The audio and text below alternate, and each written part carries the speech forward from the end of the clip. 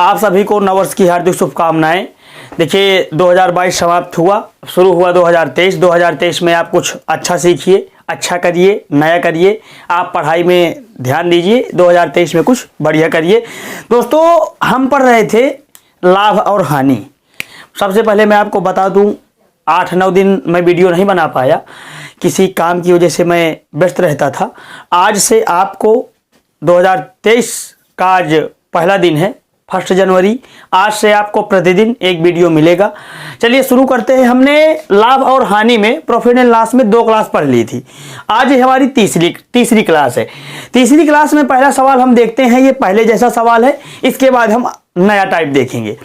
देखिए प्रश्न कहता है कि रामकली कुछ टॉफियां 1 रुपए की 2 की दर से खरीदती है। रामकली कुछ टॉफियां 1 रुपए की 2 की दर से खरीदती है और उन्हें 1 रुपए की 5 की दर से बेचती है। उसका हानि प्रतिशत क्या होगा? देखिए सीपी मतलब होता है कॉस्ट प्राइस। खरीदती किस दर से है दोस्तों? 1 रुपए की 2 टॉफी, ठीक है। 1 रुपए की 2 टॉफी बेचती कैसे है? 1 रुपए की 5, 1 रुपए की 5 टॉफी दोस्तों बेचती है। Yes P.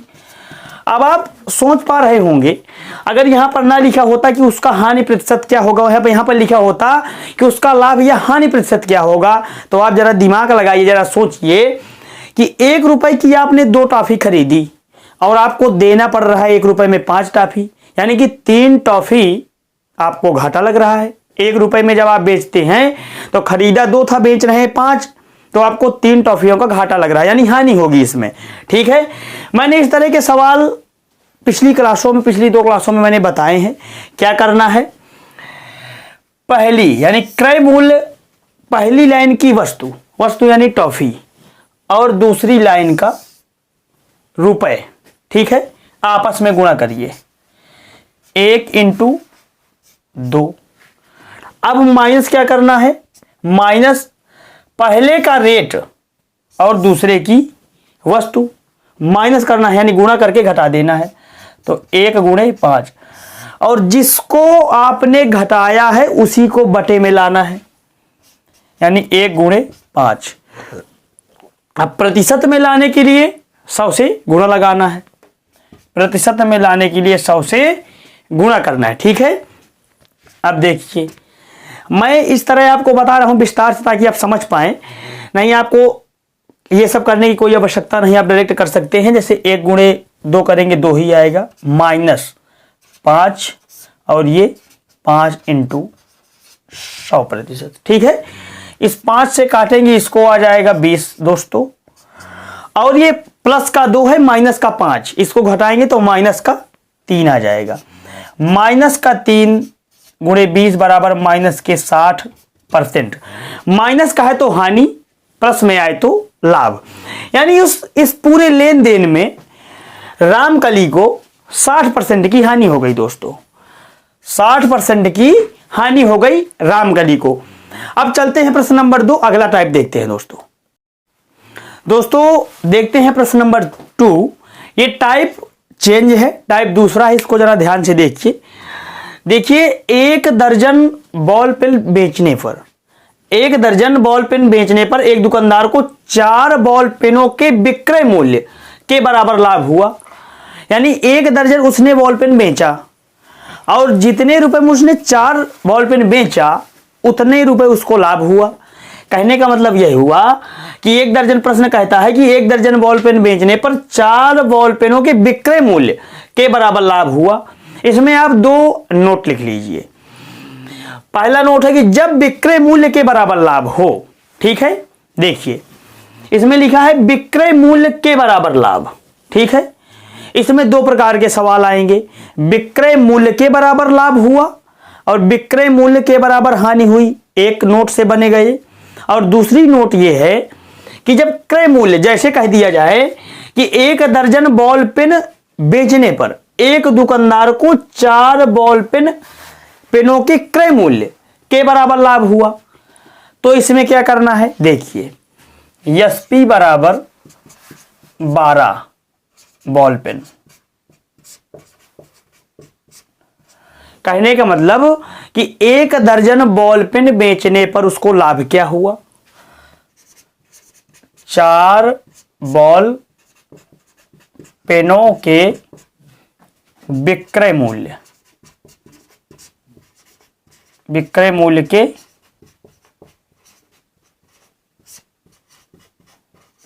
बराबर लाभ हुआ। लाभ कितना हुआ उसे? 4 बॉल पेनों के विक्रय मूल्य के बराबर। अब देखिए इसमें क्या ध्यान देना है आपको। 4 बॉल पेन के विक्रय मूल्य के बराबर लाभ हुआ, तो इसमें क्या पूछ रहा है? उसका लाभ प्रतिशत। इसमें हानि प्रतिशत भी पूछ सकता है। जैसे कह दिया जाए कि 4 बॉल पेनों के विक्रय मूल्य के बराबर हानि हुई, तो उसका हानि प्रतिशत क्या होगा? देखिए, प्रतिशत लाभ निकालने के लिए आपको क्या करना है? सबसे पहले ये ध्यान दीजिए कि 4 बॉल पेनों के विक्रय मूल्य के बराबर लाभ, ठीक है, तो ऊपर आप 4 रख देंगे, ठीक है। टोटल उसने कितने पेन बेचे? 1 दर्जन, यानी 12, ठीक है, इतना हुआ। अब नोट पढ़िए, ठीक है। जब विक्रय मूल्य के बराबर लाभ या हानि हो, अगर लाभ हो तो ऊपर वाली संख्या माइनस करनी है, समझना। जब लाभ हो, व्यापार में लाभ हो रहा हो कितने भी वस्तुओं का, जैसे इसमें 4 बॉल पेनों के विक्रय मूल्य के बराबर लाभ हुआ, तो अगर लाभ हो रहा है तो ऊपर वाली संख्या माइनस करनी है, अगर हानि हो रही है व्यापार में तो प्लस करना है। इसमें क्या हो रहा है? 4 बॉल पेनों के विक्रय मूल्य के बराबर लाभ हुआ, तो लाभ में क्या करना है? माइनस, यानी 4 माइनस कर देना है, ठीक है। और प्रतिशत में पूछा है तो 100 से गुणा करना है, 100% से, ठीक है। अब देखिए ये 4 है और ये 12 में -4 घट जाएंगे, 12 में 4 घट जाएंगे तो 8 बचेगा, तो 4 से 8 को काटेंगे तो 2 आ जाएगा, ठीक है। और इस 2 से 50 को काटेंगे 100 को, तो 50% आ जाएगा, ठीक है। कहने का मतलब इस पूरे व्यापार में उसे 50% का लाभ हुआ। अब देखिए, अगर यहां पर होता कि 4 बॉल पेनों के विक्रय मूल्य के बराबर हानि हुई, अगर यहां पर होता हानि हुई, समझना, हानि, ठीक है। 1 दर्जन बॉल पेन बेचने पर एक दुकानदार को 4 बॉल पेनों के विक्रय मूल्य के बराबर हानि हुई, तो उसका हानि प्रतिशत। प्रश्न यही है मित्रों, ठीक है। अब समझिए, साफ कर दूं मैं। यहीं पर अगर हानि होती तो प्रतिशत हानि आप कैसे निकालते? 4 बॉल पेनों के विक्रय मूल्य के बराबर लाभ हुआ, इसमें हानि वाला सवाल है ये, तो हानि, तो 4 बटे टोटल उसने कितने बॉल पेन बेचे? 12। अब हानि है तो ऊपर वाली संख्या प्लस करनी है, ठीक है, प्लस करनी है और 100 से गुणा लगाना है, ठीक है। अब देखिए 12 + 4 करेंगे तो आ जाएगा 16, और 16 से 4 को काटेंगे तो आ जाएगा 4, और 4 से इसको काटिए तो 25% की मित्रों हानि हो जाएगी, ठीक है। ये 2 सवाल बने इस नोट से, पहले वाली से। अब दूसरी नोट क्या है? जब क्रय मूल्य के बराबर लाभ या हानि हो, प्रश्न क्या कहे कि 1 दर्जन बॉल पेन बेचने पर एक दुकानदार को 4 बॉल पेनों के क्रय मूल्य के बराबर हानि हो, तो उसका हानि प्रतिशत क्या होगा, ठीक है। समझिए, जब क्रय मूल्य के बराबर लाभ या हानि हो, ठीक है, तो जब क्रय मूल्य के बराबर लाभ या हानि हो तो कुछ नहीं करते, यानी माइनस प्लस कुछ नहीं करना, ठीक है। देखिए कैसे, कितने का लाभ हुआ? 4 का हुआ। बेचा कितना आपने? 12, 100%, ठीक है। 3 से इसको काटेंगे, 4 से 12 काटेंगे 3 बार, इससे इसको काटेंगे तो आ जाएगा 33 सही 1/3%। 33 सही 1/3% क्या हुआ? हानि हुई मित्रों, ठीक है। अगर इसमें हानि कहे तो हानि हो जाएगी, लाभ कहे तो लाभ ही उतना हो जाएगा, क्योंकि ना तो इसमें प्लस करना और ना तो माइनस करना, हानि पूछे या लाभ पूछे कुछ नहीं करना। करना क्या है, कितने की लाभ या हानि हुई उसको ऊपर, और टोटल आपने कितने बेचा नीचे, इंटू 100 का गुणा। ऑप्शन नंबर इसमें पहले वाला सवाल था, ऑप्शन नंबर इसमें 60% की हानि वाला सवाल था ये पहले। ठीक है, प्रश्न नंबर 2 समाप्त हुआ। देखिए प्रश्न नंबर 3 है, और टाइप भी चेंज है, बहुत अच्छा टाइप है, परीक्षाओं में अधिकतर इस तरह के प्रश्न पूछे जाते हैं। टाइप क्या है, देखिए आपसे प्रश्न पूछा जाएगा, जैसे अनारकली 5,000 रुपये में 5,000 रुपये प्रति घोड़ा की दर से 2 घोड़े खरीदती है। एक को वह 15% लाभ पर बेचती है और एक को 15% हानि पर बेचती है। उसको इस पूरे लेन देन में लाभ हुआ या हानि, ठीक है, और कितने प्रतिशत हुआ, इसको आपको हल करना पड़ेगा, आपको समय लगेगा, लेकिन आप देखते ही बता पाएंगे। देखिए नोट, ये दोनों नोट बेहद इंपॉर्टेंट है, आप इनको अपने रफ में नोट कर लीजिए। नोट है, इनको नोट करिए। जब 2 वस्तुओं का सीपी समान हो, यानी जब 2 वस्तुओं का क्रय मूल्य समान हो, जैसे आपने 2 वस्तुएं खरीदी और प्रत्येक का रेट 1 है, ठीक है, और सेम चेंज हो। सेम चेंज का मतलब भैया, सेम चेंज का मतलब यह है कि हानि प्रतिशत और लाभ प्रतिशत दोनों बराबर हो। जैसे एक को आपने 15% लाभ पर बेचा और एक को 15% हानि पर बेचा, लाभ और हानि प्रतिशत बराबर हो तो ये नोट लग पाएगी। जब सीपी समान हो 2 वस्तुओं के और हानि प्रतिशत और लाभ प्रतिशत समान हो, तो आपको उस सवाल को हल करने की कोई आवश्यकता नहीं है। ऐसे प्रश्नों में ना तो आपको लाभ होगा और ना ही आपको हानि होगी उस पूरे व्यापार में। इसमें लिखा है मैंने कि जब 2 वस्तुओं का सीपी समान हो और सेम चेंज हो, तो no profit and no loss होगा, ना लाभ होगा ना हानि होगी। देखिए इसी तरह का एक प्रश्न है, बहुत अच्छा प्रश्न है, प्रश्न नंबर 3। अनारकली 5,000 रुपये प्रति घोड़ा की दर से 2 घोड़े खरीदती है, यानी 5,000 रुपये प्रति, 5,000 रुपये का प्रत्येक, यानी एक का 5,000 रुपये रेट है और दूसरे का भी 5,000 रुपये रेट है। इनमें से वह एक घोड़े को 15% लाभ पर तथा दूसरे को 15% हानि पर बेचती है, तो कुल सौदे में उसका लाभ या हानि प्रतिशत क्या होगा। देखिए आप हल करेंगे, अगर आप ऑप्शन देखें तो मैंने बताया था तरीका कि सीपी समान हो, सेम चेंज हो, तो नो प्रॉफिट नो लॉस, तो आपको no profit and no loss देखना है और ऑप्शन लगा देना है option number D. Marker change कर लूं थोड़ा सा, आपको देखना है no profit and no loss, तो आपको ऑप्शन लगा देना है सीधा ऑप्शन नंबर डी। ना लाभ होगी, ना लाभ होगा ना हानि होगी। ऐसे व्यापार में ना लाभ होगा ना हानि जब सीपी समान हो और सेम चेंज हो, यानी लाभ प्रतिशत और हानि प्रतिशत बराबर हो, तो उस व्यापार में ना आपको लाभ होगा ना हानि होगी।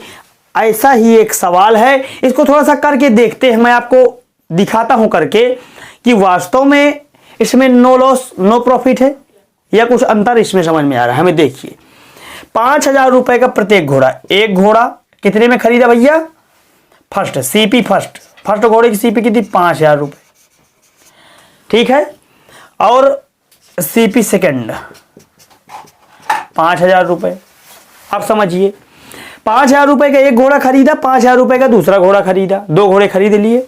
एक को उसने 15% लाभ पर बेचा, इसको 15% लाभ पर बेच दीजिए, तो 5,000 का 15% जब आप निकालेंगे तो 15 × 75 750 रुपये आ जाएगा। यानी एक को आपने 750 रुपये लाभ लेकर, यानी 5,000 प्लस 750 यानी 5750 रुपये का एक घोड़ा आपने बेचा। SP1, ठीक है, SP1 है ये, और इसको आपने 15% हानि पर बेच दी भैया, इसका भी 15% 750 होगा, लेकिन इसे आपने हानि पर बेचा है ना, तो आप घटाएंगे, ठीक है, तो इसमें आएगा आपका 4250 रुपये। समझिए ये है SP2। घोड़ा आपने खरीदा, पहला घोड़ा 5,000 का, दूसरा घोड़ा भी 5,000 का खरीदा, यानी 5,000 रुपये में 5,000 रुपये प्रति घोड़ा की दर से आपने 2 घोड़े खरीद लिए, ठीक है।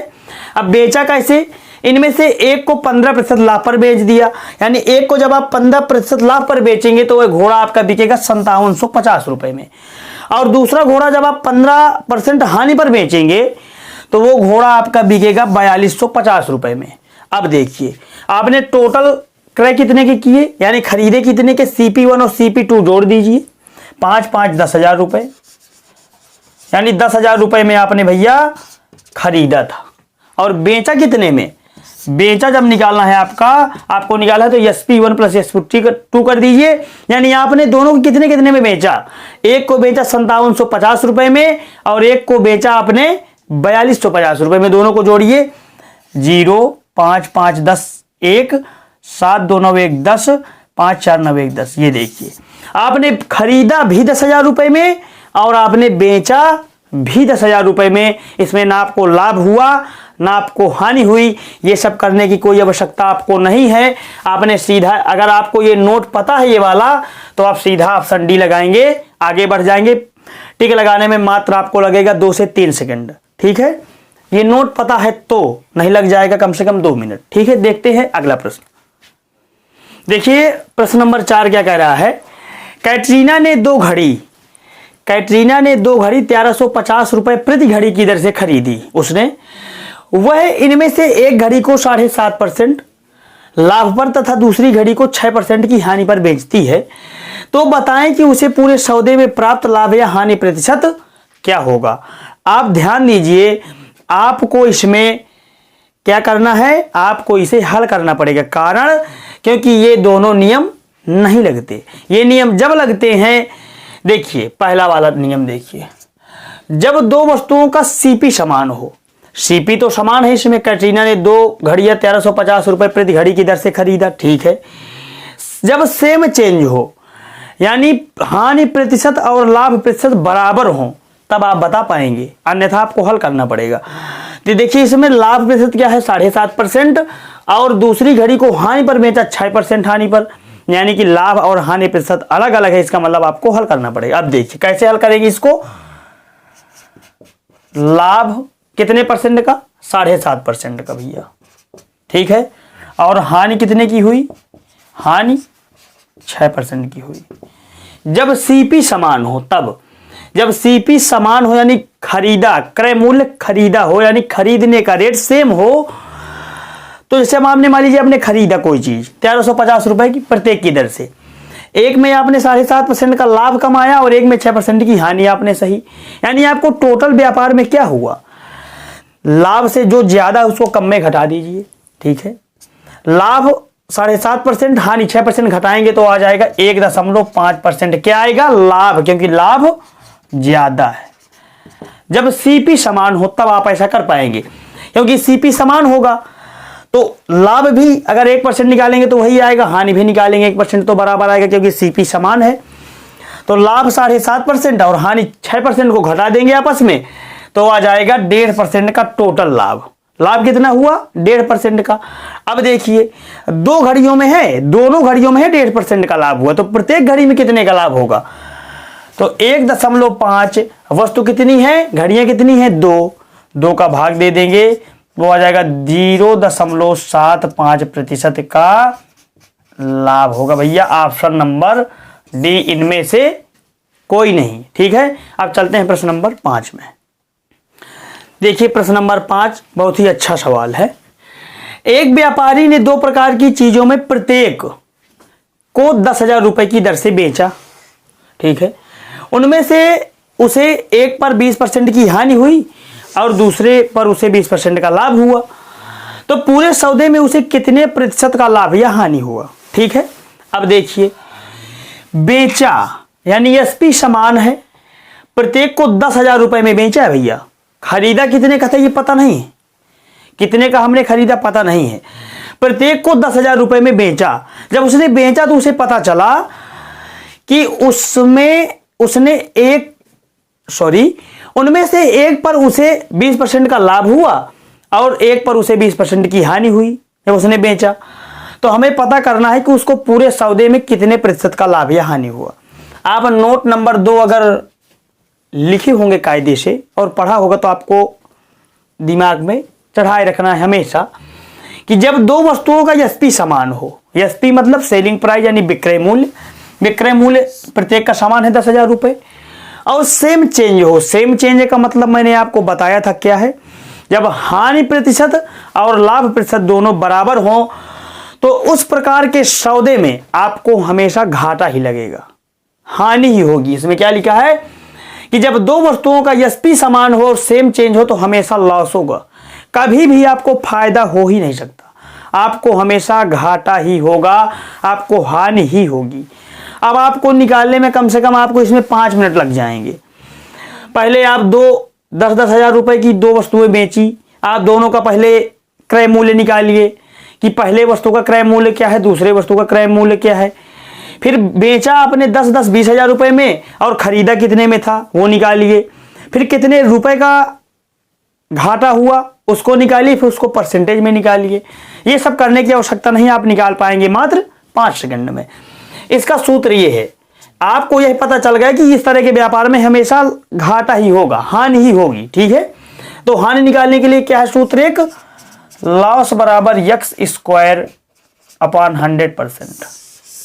ठीक है, एक्स स्क्वायर का मतलब क्या है, यहां पर एक्स स्क्वायर का मतलब यहां पर है हानि प्रतिशत और लाभ प्रतिशत से। जब हानि प्रतिशत और लाभ प्रतिशत बराबर हो तो आपको क्या करना है, हमेशा हानि होगी। तो हानि बराबर एक्स का स्क्वायर यानी लाभ या हानि प्रतिशत का स्क्वायर 20 का वर्ग बटे 100, प्रतिशत में निकालना है तो प्रतिशत। देखिए 20 का वर्ग दोस्तों 400 होता है, 400 बटे 100 काटेंगे तो 4% आ जाएगा।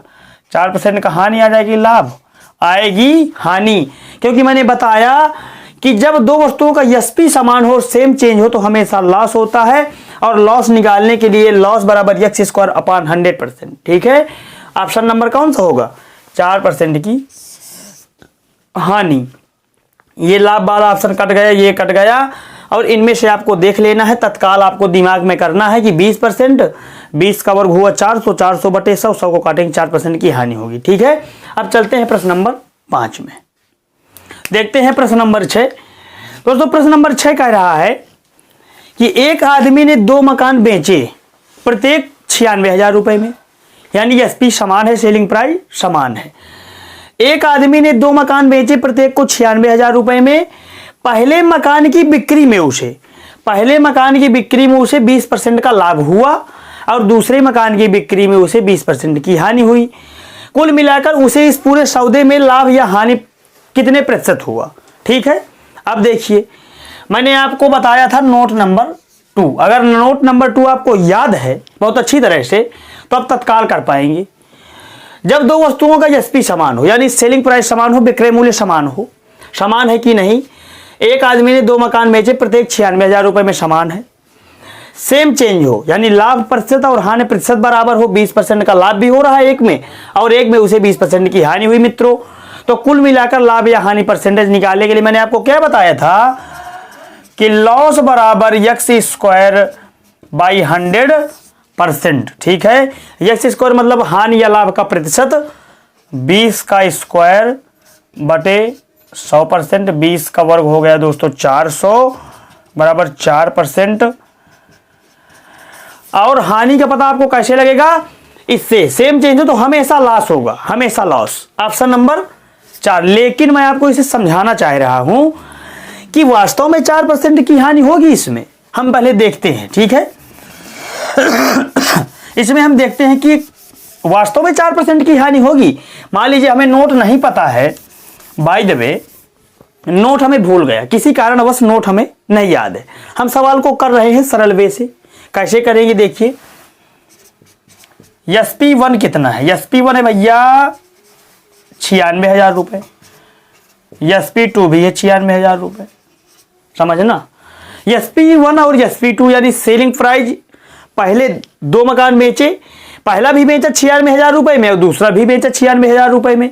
अब दोनों का हम क्रय मूल्य निकालते हैं कि खरीदा कितने में था, दोनों को बेचा तो 96,000 रुपए में, दोनों को 96,000 में बेचा तो खरीदा कितने में था। अब देखिए 96,000 रुपए में, मान लीजिए SP1 को 96,000 रुपए में बेचा तो पहले मकान की बिक्री में उसे 20% का लाभ हुआ, यानी जब उसने 96,000 रुपए में बेचा तो उसको 20% लाभ हुआ, यानी उसमें 20% का लाभ भी, इस 96,000 रुपए में उसका 20% लाभ भी जुड़ा हुआ है। कहने का मतलब इस 96,000 रुपए की वैल्यू 120% को दर्शा रहा है।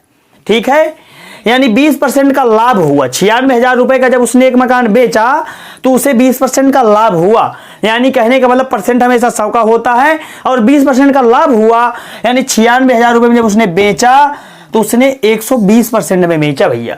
तो 96,000 रुपए दर्शाते हैं 120% को, तो हम 1% की वैल्यू निकाल लेते हैं, 120। ठीक है, और हमें निकालना है सीपी, तो हम 100 से कर देंगे गुणा, 100% हमें निकालना है। ठीक है, तो 0 से 0 कट गया, 12 8 96, 800, और 800 डबल 0, 8 1 2 3 4 0। ठीक है, यानी SP1 पहले वाले मकान को उसने खरीदा था दोस्तों 80,000 रुपए में।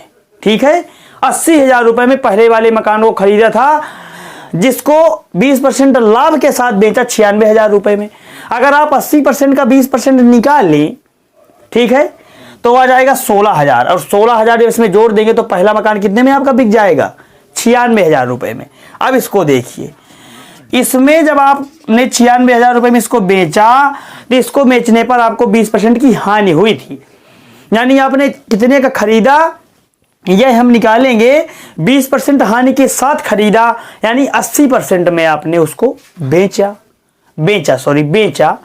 खरीदा आपने 96,000 में, इसको भी खरीदा आपने 96,000 में, इसको भी, लेकिन इसमें आपने जब आपने 96,000 में बेचा तो आपको 20% का लाभ हुआ, यानी जब हम निकालते हैं तो इसका क्रय मूल्य आता है CP1 कितना निकलता है? 80,000 रुपए। पहले वाले मकान को आपने खरीदा था 80,000 में, जिसको आपने 20% लाभ के साथ बेचा था 96,000 रुपए में। अब इसमें इसको जब आपने 96,000 में बेचा तो इसमें आपको 20% की हानि हुई थी बेचने पर। ठीक है, तो यानी 80% में आपने बेचा। निकालना है दोस्तों हमें 100%। ठीक है, 100% की वैल्यू निकालनी है, तो 0 से 0 काट देंगे, 8 से काटेंगे 96 तो 12 आ जाएगा, तो आ जाएगा 12 1 2 3 4 0, यानी जो CP2 है मित्रों वो आ जाएगा 1,20,000 रुपए। दूसरा वाला आपने कितने में खरीदा था? 80,000 रुपए में मकान खरीदा। पहला वाला खरीदा कितने में? 80,000 में, बेचा कितने में? 96,000 में। दूसरा वाला मकान आपने खरीदा था 1,20,000 रुपए में, 1,20,000 रुपए में, और बेचा कितने में था आपने?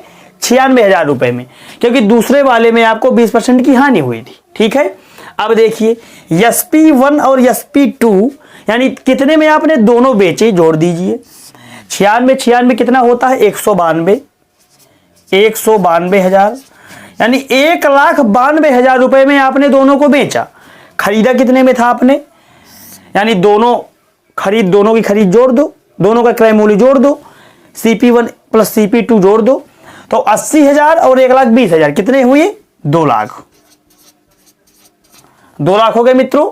ठीक है, 2 लाख। आपने भैया बेचा कितने में? 1,92,000 में। खरीदा कितने में? ये हो गया SP और ये हो गया CP। आपने खरीदा तो 2 लाख में, लेकिन बेच दिया 1,92,000 में, आपको घाटा लग गया 8,000 रुपए का। अब देखिए, हानि प्रतिशत निकालने के लिए मैंने आपको बताया था कि हानि बराबर CP गुणे 100%। ये हानि प्रतिशत निकालने का सवाल है आपका। ठीक है, आपको घाटा कितने का लगा? हानि कितने की हुई? 8,000 की। आपने खरीदा 2 लाख में था, बेच दिया 1,92,000 में, आपको 8,000 का घाटा लगा। कितने में 8,000 का घाटा लगा? 2 लाख में 8,000 का घाटा लगा ना। खरीदा आपने 2 लाख रुपए का था मित्रों, नीचे आप 2 लाख रखिए। ठीक है, 2 लाख रखिए, और 100% में निकालने के लिए 100 से गुणा कर देंगे। देखिए 3 से 3 0 कट जाएंगे मित्रों। ठीक है और इस 100 से इसको काटेंगे तो 2 आ जाएगा, इस 2 से 8 को काटेंगे तो आ जाएगा 4%। 4% की हानि आ जाएगी। देखिए कितना समय लगा। यह है साधारण तरीका। देखो कंपटीशन एक ऐसी चीज है जिसमें अगर आप साधारण तरीका आजमाते हैं तो ये समझिए कि आपका सिलेक्शन होना ही नहीं, क्योंकि कंपटीशन इतना बढ़ चुका है कि अगर आप पुराने ढर्रे में चलेंगे, पुराने तरीके आजमाएंगे, पुराने तरीके लगाएंगे, आपकी स्पीड नहीं है, तो बताइए आप कितना जल्दी कितना भी जल्दी करें, आपको कम से कम इसमें आपको 2 मिनट तो लग ही जाएगा। कितना फास्ट करें आप, 2 मिनट लग जाना है। अगर आपको सूत्र पता है तो लगना है आपको इसमें 2 मिनट, उसमें 2 सेकंड। कैसे? जब दो वस्तुओं का सीपी समान हो, सेम चेंज हो, तो हमेशा लास होगा। लास को एक्स स्क्वायर बराबर 100, एक्स स्क्वायर यानी 20 का स्क्वायर 400/100, 4% की हानि होगी। ठीक है, इतना निकालने में लगेगा आपको ज़्यादा से ज़्यादा 5 सेकंड, और इसमें निकालने के लिए जब आपकी बहुत स्पीड होगी तब 2 मिनट, अन्यथा आपको लग सकता है 5 मिनट। दोस्तों, एक बार पुनः आप सभी को नव वर्ष की हार्दिक शुभकामनाएं और बहुत बहुत बधाइयाँ। 2023 शुरू हो रहा है। नए साल में नए लक्ष्य लीजिए, लक्ष्य के प्रति तन मन पूरा झोंक दीजिए और आप 2023 के अंदर सफलता लीजिए और जुड़े रहिए हमारे साथ। अगर आपको ये वीडियो अच्छा लगा हो तो वीडियो को लाइक करें, चैनल को सब्सक्राइब करें। मिलते हैं कल अगले वीडियो में, तब तक के लिए जय हिंद दोस्तों।